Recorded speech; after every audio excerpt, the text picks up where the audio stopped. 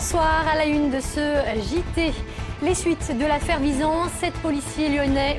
Le procureur s'est exprimé ce matin lors d'une conférence de presse. La prison de Saint-Paul exceptionnellement ouverte au public ce week-end dans le cadre des journées du patrimoine. Et puis le Lyon basket féminin en quête de revanche. Avant-dernier cette saison, le club vise le haut du tableau cette année. Nous verrons quelles sont ses ambitions dans quelques instants avec notre journaliste Émilie Deschamps. On en sait un peu plus aujourd'hui sur les faits reprochés à 7 policiers lyonnais ainsi que 2 délégués du procureur. Interpellés hier, ils sont soupçonnés d'avoir empêché des procédures, voire même d'avoir fermé les yeux sur d'autres en échange de tarifs sur du matériel électronique. Le procureur de la République a convoqué la presse ce matin pour faire un point sur cette affaire. Les derniers éléments, Jean-Marc Roffin. La garde à vue des 7 policiers doit se poursuivre jusqu'à demain, mais dès ce matin, le procureur de la République, Marc Simamonti, a préféré prendre les devants en communiquant directement avec la presse. Il a notamment révélé la saisie hier de 400 000 € en liquide. Ces fonctionnaires de police qui ont été mis en cause sont rentrés dans une relation de proximité pénalement répréhensible avec les membres d'une famille. Alors je ne vais pas rentrer dans le détail. Mais en tout, il y a 400 000 € qui ont été saisis chez les membres, en espèces évidemment, chez les membres de cette famille. De son côté, Albert Doutre, le directeur départemental de la sécurité publique, veut relativiser cette nouvelle affaire. Elle n'est pas liée, il l'a martelé, à l'affaire Néret. Ceci pour ne pas jeter de discrédit sur la police lyonnaise. On a quelques personnels qui se sont effectivement, qui ont trahi leurs fonctions. La grande majorité peut être fière du service qu'elle rend à la population. De leur côté, les avocats des policiers expriment leur surprise vis-à-vis des accusations de corruption, de trafic d'influence et de cadeaux acceptés par les fonctionnaires en échange d'informations confidentielles, telles la présence de contrôles routiers de police sur Vénissieux. Mon client, il est innocent de tout ce qu'on lui reproche, donc il s'explique. C'est-à-dire que c'est quelqu'un qui a grandi aux Minguettes, à Vénissieux, et qui a gardé des liens avec des copains d'enfance, des copains de jeunesse. Les policiers seront déférés au parquet demain. De son côté, Manuel Valls a également réagi à cette nouvelle affaire qui éclabousse la police lyonnaise. Il a demandé à ce qu'il n'y ait aucun doute sur la police et la gendarmerie. Notez que le ministre de l'Intérieur sera en visite ce vendredi dans l'agglomération. Il doit notamment se rendre dans la toute nouvelle caserne de gendarmerie de Satoné-Camp.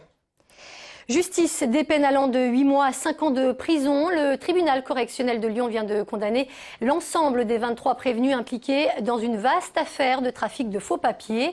Un véritable réseau international impliquant notamment un agent du consulat d'Algérie et une employée de la préfecture de Paris. Santé, cette découverte pourrait bien sauver la vie de milliers d'enfants dans le monde. Le laboratoire lyonnais de Sanofi vient en effet de développer un vaccin contre la dengue.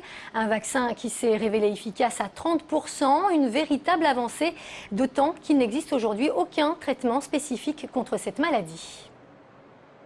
C'est un résultat intermédiaire très encourageant. Et les next steps, donc les prochaines étapes, c'est on a en cours 2 études de phase 3 qui touchent 30 000 sujets sur 10 pays, à la fois en Amérique latine et en Asie du Sud-Est, qui viendront confirmer, on l'espère, les résultats, voire apporter des résultats même meilleurs. Le chiffre du jour, à présent, 5, comme le nombre de centimes économisés en moyenne dans le Rhône sur le prix du carburant depuis la mise en place du dispositif par le gouvernement à la fin du mois d'août. Cette moyenne résulte d'une 50aine de contrôles effectués par la préfecture dans les stations-service du département. Les parloirs, le chemin emprunté par les familles de détenus, mais aussi bien sûr les cellules. La prison Saint-Paul ouvre exceptionnellement ses portes, et ce dans le cadre des journées du patrimoine. Une visite unique qui affiche d'ailleurs déjà complet. Près de 900 personnes se sont inscrites. Alors pour ceux qui n'auront pas la chance d'y aller, visite en avant-première avec Emmanuel Lebon. À la prison Saint-Paul, le temps semble s'être arrêté ce matin de mai 2009, où les 400 derniers pensionnaires de cette maison d'arrêt du 19e siècle ont laissé leurs cellules et des souvenirs, leurs souvenirs. Et aujourd'hui, à l'aube d'une nouvelle vie, des artistes ont tenu à travers une exposition à rendre hommage au lieu et à ces hommes. Ici, c'est un haut lieu de la résistance. On a, dans cette cour même, on a guillotiné des types de 23 ans. Et je pense toujours qu'on l'est d'une certaine manière, on leur est redevable un peu de la chance qu'on a, que j'ai la chance moi d'être artiste, de voyager à travers le monde. Des artistes qui ont autrefois côtoyé les détenus et qui une dernière fois ont voulu faire partager leur regard sur la vie dans les prisons. Je suis resté 8 mois et je venais à raison de 2 fois par semaine faire des portraits d'hommes et de femmes, parfois plusieurs fois de suite, parfois avant le jugement, après le jugement. Et ça a été pour moi un truc assez fondateur. Enfin, c'est à partir de là que je me suis vraiment mis à faire assez régulièrement du portrait. Les Journées du patrimoine viendront clore près de 2 siècles de drames et de crimes. En octobre, les bâtiments commenceront leur mue pour accueillir dès 2015 l'Université catholique de Lyon. Selon la citation de Victor Hugo, quand on ferme une prison, on ouvre une école. Et sachez que TLM participera également à ces journées européennes du patrimoine.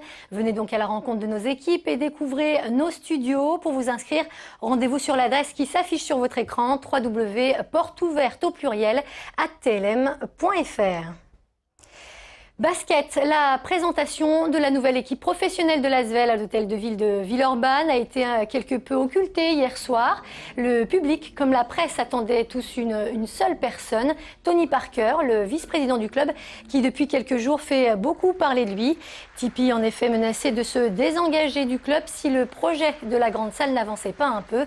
Une déclaration qui, on sans doute, a fait grincer des dents du côté de la mairie. Donc si Tony Parker devait partir, nous serions évidemment déçus, parce qu'il s'est associé à l'aventure de l'Asvel, comme nous avons été un petit peu déçus au printemps dernier quand le grand projet a eu du plomb dans l'aile et qu'il est devenu un plus petit projet qui reste aujourd'hui éventuellement à définir d'ailleurs. Mais voilà, d'une certaine manière, je garde cette sérénité, d'abord parce qu'il y a besoin d'aller un peu plus loin, de rediscuter. On est tous là pour le développement de l'Asvel. Le développement de clubs professionnels, on le sait, on n'invente rien, passe par des infrastructures. Donc on a des réunions le 19 septembre et on vous en dira un petit peu plus à ce moment-là. Du côté du basket féminin, la rentrée s'annonce un peu plus sereine, quoique sportivement reléguées en Ligue 2 après une saison catastrophique. Les filles du LBF ont finalement été repêchées de justesse, de quoi redonner des envies de revanche à Laurent Buffard et son équipe. On le retrouve justement tout de suite et en direct au gymnase Mado Bonnet en compagnie d'Émilie Deschamps. Je suis effectivement avec le nouvel entraîneur de ce LBF version 2012-2013, Laurent Buffard. Bonsoir. Alors, le LBF était promis sportivement à la descente à la fin de la saison dernière, puis sauvé finalement avec la rétrogradation administrative de Challes-les-Eaux. Quels sont les objectifs du LBF pour cette deuxième saison dans l'élite française? Vous visez le podium, c'est ça? Bon, on essaie de viser le podium parce qu'un club qui n'a pas d'ambition, c'est un club qui mord. Donc il faut être très ambitieux aujourd'hui. Bon, on sait que le championnat va être difficile, tout le monde s'est bien renforcé.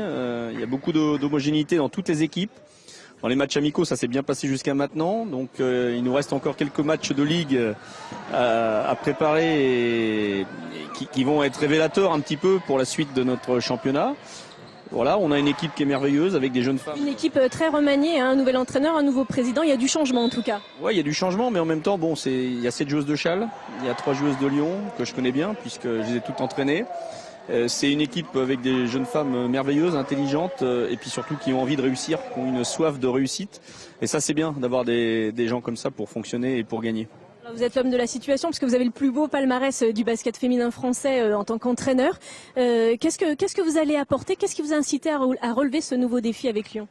D'abord, quand j'ai été contacté par le président Cernin Maréchal, ça a été d'abord un plaisir de rencontrer un homme extraordinaire qui a vécu 22 ans, 23 ans de présidence et puis qui a passé le flambeau maintenant à Philippe Griot. Et puis le projet m'a plu, m'a séduit parce que ici, je crois qu'il y a tout à faire. Moi, je crois au sport dans les grandes villes. Et à Lyon, en l'occurrence, parce que c'est nouveau, parce que le basket féminin vient de gagner une médaille d'argent aux Jeux Olympiques, parce que c'est le moment de profiter de tout ça, et qu'à Lyon, il y a une possibilité de faire un bon résultat et certainement avoir une grande équipe un jour. Laurent Buffard, merci beaucoup. Il faudra attendre le 6 octobre pour voir évoluer le LBF à domicile. Ça sera face à Charleville-Mézières. Merci beaucoup Émilie et merci à Guillaume Genetet qui était avec vous sur ce direct à Mado Bonnet. Et c'est la fin de ce JT. Merci de nous avoir suivis. Passez une très bonne soirée sur TLM.